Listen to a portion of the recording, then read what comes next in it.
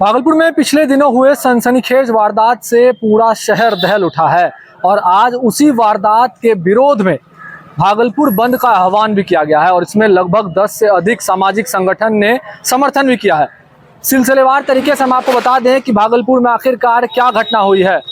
शहर के सबसे चर्चित दवा व्यवसायी आत्माराम मेडिकल हॉल के संचालक बलराम केडिया के पुत्र रौनक केडिया की देर रात हत्या कर दी गई और यह हत्या उनके घर से महज 100 मीटर की दूरी पर हुई और हत्या के वक्त वह अपनी दुकान बंद कर घर की ओर जा रहा था और इसी दरमियान रोज की तरह वह शनिदेव के मंदिर में प्रणाम करने के लिए गया और जिसके बाद अपराधियों ने उन्हें दोनों तरफ से घेर कर पहले तो उनके सिर पर रॉड से वार किया और उसके बाद लगभग 6 राउंड गोलियां जो है उनके सिर में दाग दी गई।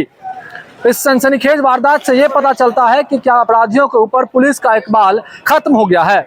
भागलपुर शहर के बीचों बीच इतने बड़े व्यापारी के पुत्र की हत्या हो जाना कोई आम बात नहीं है। ये उसी जगह हम खड़े हैं जहां पर अब आपको दिखाना चाहेंगे तस्वीरों में कि बाजार आज पूरी तरह से बंद है। तमाम जो लोग हैं इस अपराध के खिलाफ आज जो है वो अपनी अपनी दुकानों का शटर गिरा कर रखे हैं। तस्वीरें देखिए करके जो लोग हैं तमाम लोग अपनी दुकान का शटर गिराए हुए हैं और अब जो है वो विरोध कर रहे हैं। सभी की लगभग एक ही मांग है कि जल्द से जल्द जो अपराधी इस घटना में शामिल है उनकी गिरफ्तारी हो और इसके लिए ही सभी विरोध प्रदर्शन जारी है।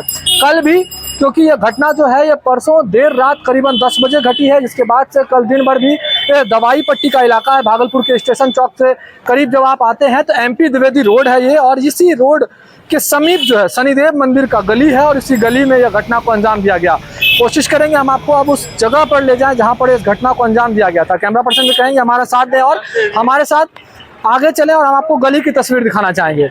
धीरे धीरे चलकर हम उस गली में प्रवेश कर रहे हैं जहां से रौनक केडिया अपनी दुकान, उस जगह पर वो दुकान है आत्माराम मेडिकल, वहां से दुकान को बंद कर इसी गली के रास्ते से वो अपने घर की ओर जा रहा था।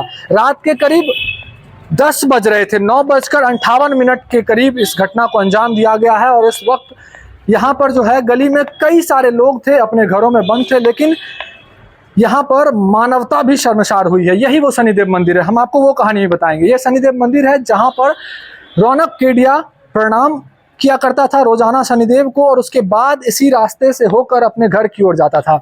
अब हम आपको तस्वीरें दिखा रहे हैं। ये मकान आप देखिए, ये पीला मकान आपको नजर आ रहा है, इसके ठीक नीचे इस सनसनीखेज घटना को अंजाम दिया गया। यही वो जगह है, यही वो स्पॉट है। ग्राउंड रिपोर्ट हम आपको दिखा रहे हैं। यही वो स्पॉट है जहां पर रौनक केडिया के सिर में लगभग 6 गोलियां दागी गई थी।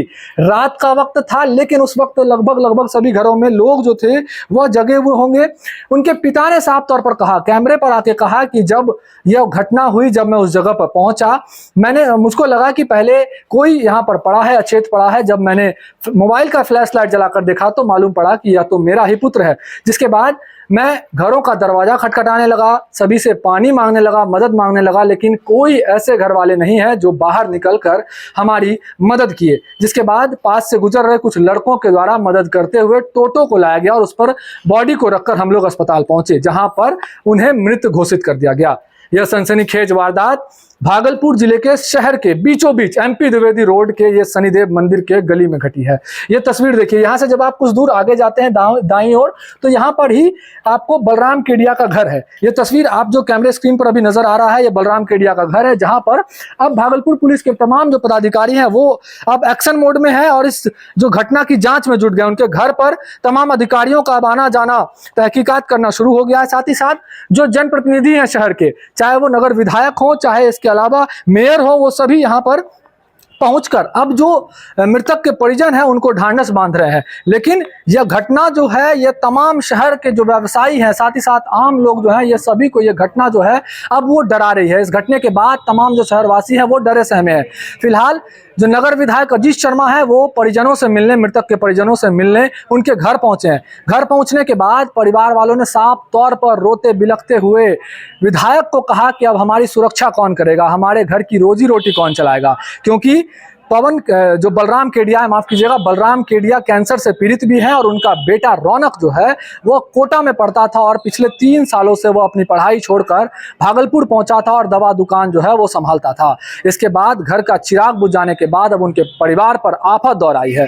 एक गुहार लगा रहे हैं परिवार वाले। हम आपको पहले बाइट सुना दें कि किस तरह से जो बलराम केडिया वो क्या कुछ कह रहे हैं, साथ ही साथ उनकी माँ जो है, रौनक की मां का क्या कुछ कहना है, किस तरह से वो न्याय की गुहार लगा रही है, हम आपको पहले वो सुनाते हैं। क्या कुछ हुआ था, क्या देखा? मैं 5 मिनट पहले हमारा लड़का दुकान बढ़ा के गली में गया। 5 मिनट के बाद मैं सौरभ पारिक के दुकान पर बैठा हुआ था। वहां से मैं निकला कि मैं भी बोला कि अब पानी रुक गया सौरभ, मैं जाता हूँ घर। बोला हाँ ठीक है भैया बढ़िए। हम जाके गली में जैसे घुसे, हमारे आगे आगे सरवन ढांडनिया जी और उनके साथ एक आदमी और थे। वो तीनों आदमी हम लोग गली में घुसे तो सरवन ढांडनिया जी बोले कि कोई लड़का जमीन पर गिरा हुआ पड़ा है। तो हमने कहा कि देखिए ना किसके घर का चिराग है, कोई के तो घर का चिराग होगा। तो उन लोग तो उतना देर में हमारे जेब में मोबाइल नहीं था, तो उधर से 2-3 लड़के आ रहे थे। उस लोगों ने मोबाइल दिखाया, मोबाइल पर चेहरा देखने के बाद तो मैं भक हो गया। उस समय तक हमारे को यही पता था कि पैर फिसल गया होगा और गिर गया होगा और माथे में चोट आई है। हमने गोली उली की कोई ये नहीं सोची थी और ना हमारे मन में ऐसी कोई भावना आई थी। जब हम हॉस्पिटल लेके गए तो वहाँ हॉस्पिटल सीएनएम में बताया गया कि इसको आप बोलते हैं कि गिर गया है, मगर ये कोई भी इसको रोड से मारा है। मेरे बच्चे के साथ घटना हो गई है।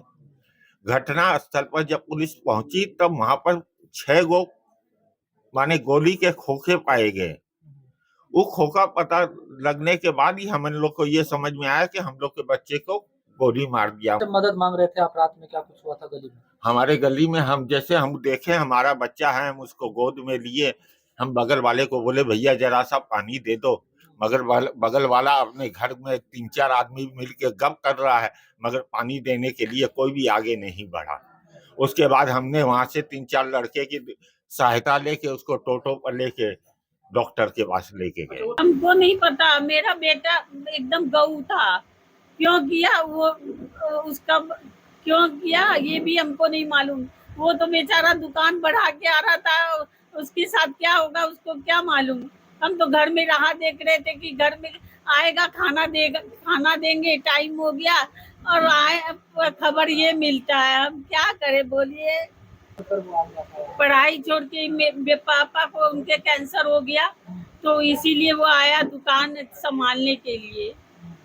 दुकान तो कोई संभालेगा ना, कोई दुश्मनी नहीं, कोई धमकी उनकी नहीं। निश्चित तौर पर मैं तो बहुत आश्चर्यचकित हूँ कि मेरे विधानसभा में जब से मैं विधायक वैसी कोई घटना नहीं घटी।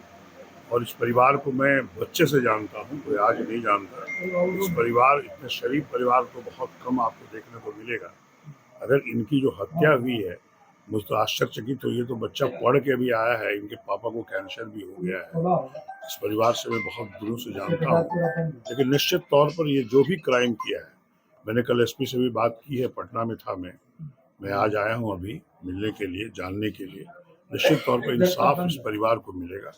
अगर नहीं मिलेगा तो इसके लिए मैं आंदोलन करूंगा, चाहे नीतीश जी माननीय मुख्यमंत्री से मिलना पड़े, डीजीपी से मिलना पड़े, लेकिन इंसाफ।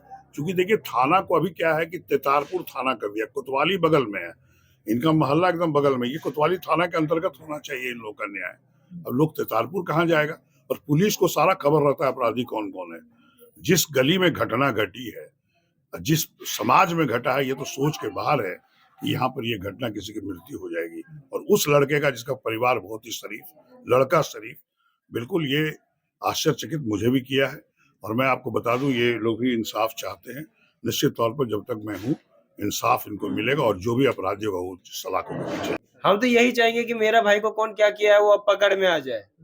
मेरे को किसी भी तरीके से वो आदमी पकड़ा हुआ चाहिए जो गया हुआ है, बस सीधा सा बात है। और दूसरा ऐसा किसी के साथ ना हो। क्या कहिएगा? कोई मोहल्ला वाला से क्या मतलब है? जब मोहल्ला वाला पानी के लिए मना कर दिया था तो उससे कोई मतलब ही नहीं बनता। पानी एक ऐसा चीज है कि आदमी को हर घर में रहता है। पैसा तो नहीं मांगे, भीख मांगने नहीं ना गए थे, बहुत पैसा है हम लोग के पास में। उसका जरूरत नहीं है। लेकिन पानी का ऐसा चीज है, वो तो दे ही सकता था, एक जरा सा पानी दे देता, अगला होश में आ जाता। इस सनसनीखेज वारदात को बीते 40 घंटे से अधिक का समय हो गया है और अब तक किसी भी अपराधी की शिनाख्त नहीं हो पाई है, किसी की पहचान नहीं हो पाई है। पुलिस एक्शन मोड में जरूर नजर आ रही है, लगातार जो स्थानीय लोग हैं उनसे पूछताछ की जा रही है, साथ ही साथ गली मोहल्लों में लगे सीसीटीवी कैमरे को भी खंगाला जा रहा है। और अब जो परिजन है, साथ ही साथ भागलपुर के तमाम जो लोग हैं, उनकी केवल एक गुहार है कि जल्द से जल्द अपराधी की गिरफ्तारी हो। साथ ही साथ मृतक के परिजनों के सुरक्षा पर भी सवाल खड़े हो रहे हैं कि उनकी सुरक्षा भी अब प्रशासन को की जिम्मेदारी बन गई है, सुरक्षा प्रशासन को देनी होगी। साथ ही साथ तमाम जो लोग हैं एक गुहार लगा रहे हैं कि जल्द से जल्द गिरफ्तारी हो और मृतक के परिजन को न्याय मिले। व्यापारी वर्ग जो है वो आज भागलपुर बंद का आह्वान किए हैं, सभी डरे सहमे और सभी संगठन मिलकर अब प्रशासन और सरकार की ओर दबाव बना रहे हैं। भागलपुर से TV9 के लिए मैं शिवम।